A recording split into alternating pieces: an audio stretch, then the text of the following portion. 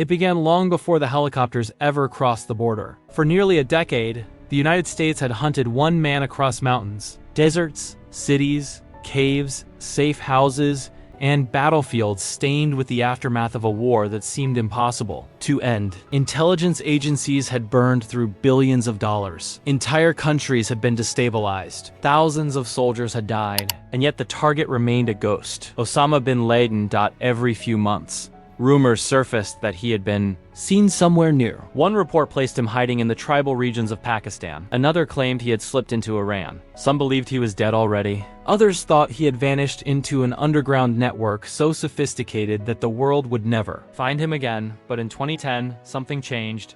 A courier, not bin Laden himself, not a satellite image, not a captured document, just a name whispered during interrogations, Abu Ahmed al-Kuwaiti. CIA analysts became obsessed with him. They tracked fragments of phone calls, movements, vehicles, and scattered human intelligence reports across Pakistan. Slowly, painfully, a pattern began to emerge. The courier led them to a strange compound in Ottaba. At first glance, it looked ordinary. But the deeper analysts looked, the stranger it became. The walls were absurdly high. Barbed wire covered the perimeter. The residents burned their trash instead of putting it outside for collection. There was no internet connection. No phone lines. The third-floor balcony had a 7-foot privacy wall built around it so nobody could see inside. And most importantly, one man inside the compound never came out. CIA officers called him the Pacer. Every day, he walked in circles in the courtyard for exercise, never outside the walls. Never photographed clearly, never identified, but his height matched bin Laden almost perfectly. Inside the White House, the pressure became unbearable. President Barack Obama faced one of the most dangerous decisions of his presidency. If the intelligence was wrong, an American assault deep inside Pakistan could trigger an international disaster. Pakistan was officially a U.S. ally, launching a secret military raid without informing them carried enormous risks. And there was another problem nobody knew exactly what waited inside the compound. There could be armed guards, suicide bombers, hidden tunnels, explosives, anti-aircraft weapons, Pakistani military forces nearby. Or worse, the target might not even be there at all. The CIA wanted certainty, but certainty never came finally. After months of surveillance, planning, rehearsals, and argument, Obama approved the operation. Its official name was Operation Neptune Spear. And the men chosen for the mission belonged to the most secretive military unit in the world. SEAL Team 6, officially known as DevGRU, the Naval Special Warfare Development Group. SEAL Team 6 existed in the shadows of American warfare. They trained for missions considered too dangerous, too politically sensitive, or too impossible for conventional forces. Many Americans had heard the name, but almost nobody understood how secretive the unit truly was. Operators disappeared for months without explanation. Their identities were hidden, their missions were classified, their failures were buried, and on the night of May 1st, 2011, they were preparing for one of the most dangerous raids in modern military history. The helicopters lifted off from Jalalabad airfield in Afghanistan shortly after dark. Inside, the operators sat in silence. No dramatic speeches, no patriotic music, just the vibration of rotor blades and the low mechanical hum of the aircraft. Pushing through the night sky, everyone aboard understood the stakes. If Pakistan detected the helicopters, their air force could intercept them. If the compound was rigged with explosives, nobody might survive. If the intelligence was wrong, the political fallout would be catastrophic. And if bin Laden escaped again, the humiliation would echo around the world. The helicopters flying toward Abbottabad were not ordinary Black Hawks. They were heavily modified stealth variants designed to reduce radar detection and noise signatures. Even today, much about those aircraft remains classified. For years, people questioned whether stealth helicopters even existed. That night proved they did.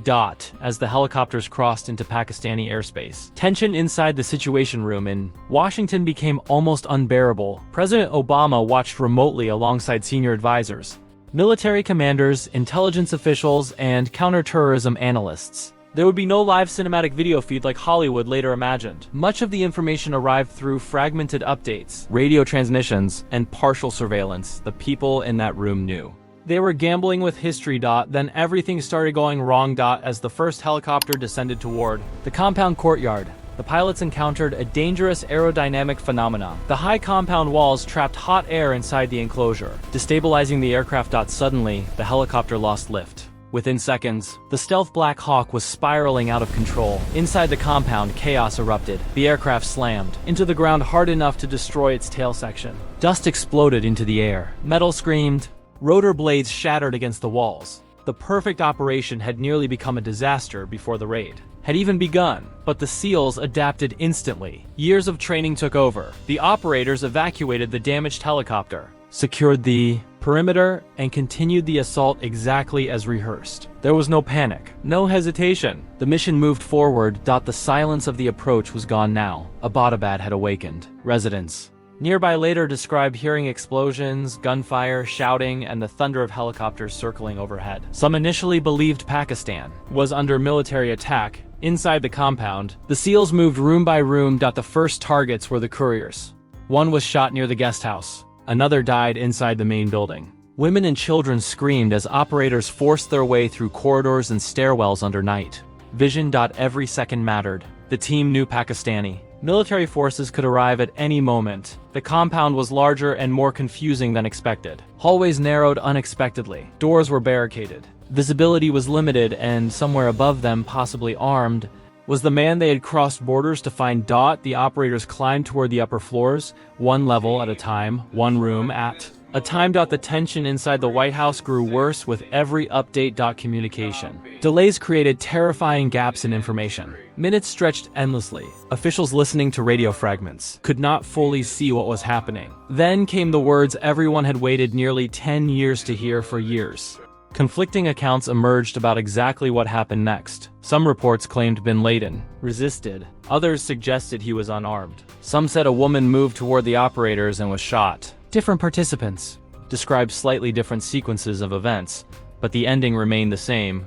Osama bin Laden was dead, shot inside the third-floor room of the Abbottabad compound. After nearly a decade of war, America's most wanted target was finally gone, but the mission was not over. The operators immediately began collecting intelligence material from inside the compound. Hard drives, flash drives, computers, documents, phones, handwritten notes. The amount of material shocked analysts later. The compound had functioned as a communications and strategic hub, far more active than many intelligence agencies realized. Meanwhile, outside the walls, the crashed helicopter created a serious problem. The stealth technology on board was extraordinarily sensitive. Leaving the wreckage intact risked exposing classified American aviation technology to Pakistan, China, or anyone else who could reach the site. The SEALs rigged the helicopter with explosives. Moments later, a massive explosion tore through the compound. The blast destroyed much of the aircraft, sending debris and flames into the night sky above Abbottabad.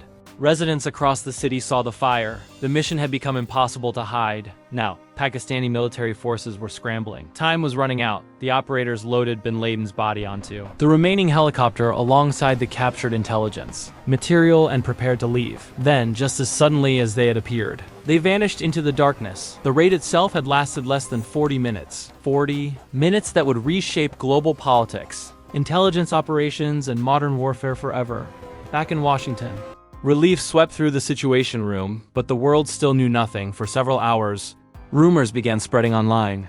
Strange helicopter activity in Abbottabad, explosions, gunfire, a possible military operation. Pakistani social media users posted confused messages into the night without realizing they were witnessing one of the most important covert missions in modern history. Then the announcement came, shortly before midnight in Washington. President Obama addressed the nation. The United States has conducted an operation that killed Osama bin Laden. Across America, crowds flooded into the streets. At Ground Zero in New York, people gathered waving flags, cheering, crying, and chanting. Outside the White House, crowds celebrated deep into the night. For many Americans, it felt like the symbolic end of a chapter that had haunted the country since September 11th, 2001. But beneath the celebration, difficult questions immediately emerged. Why had Pakistan failed to detect bin Laden living only miles from a major military academy? Did elements inside Pakistan know he was there? Why had the United States not informed Pakistani authorities before the raid? And perhaps most importantly, what would happen next? Inside intelligence circles, another concern grew rapidly. Retaliation. Killing bin Laden did not end al-Qaeda. In some ways, it risked provoking new attacks. Security agencies around the world immediately raised alert levels. American embassies strengthened defenses. Military bases increased security protocols. Intelligence networks accelerated surveillance operations because everyone understood something important. The raid had been a tactical success, but history rarely ends cleanly. In the years that followed, the Abbottabad raid became one of the most analyzed military operations of the 21st century. Books were written, films were produced, former officials gave interviews, journalists reconstructed timelines minute by minute. And with every retelling, new details emerged. Some former intelligence officers later admitted that confidence bin Laden was actually inside the compound had never exceeded around 60 to 80%. Others claimed the mission came dangerously close to cancellation multiple times. The stealth helicopter crash alone could have transformed the raid into a hostage crisis or international incident. If Pakistani forces had arrived sooner, American operators might have found themselves trapped deep inside hostile territory. The margin between triumph and catastrophe had been terrifyingly thin. Then there were the controversies. The burial at sea sparked immediate speculation and conspiracy theories. The US government argued it was done to prevent a physical gravesite from becoming a symbolic rallying point for extremists. Critics questioned why no public photographic evidence of bin Laden's body was ever released. Conspiracy theories exploded across the internet almost instantly. Some claimed bin Laden had already died years earlier. Others insisted the raid itself had been staged. Some argued key evidence had been hidden from the public deliberately.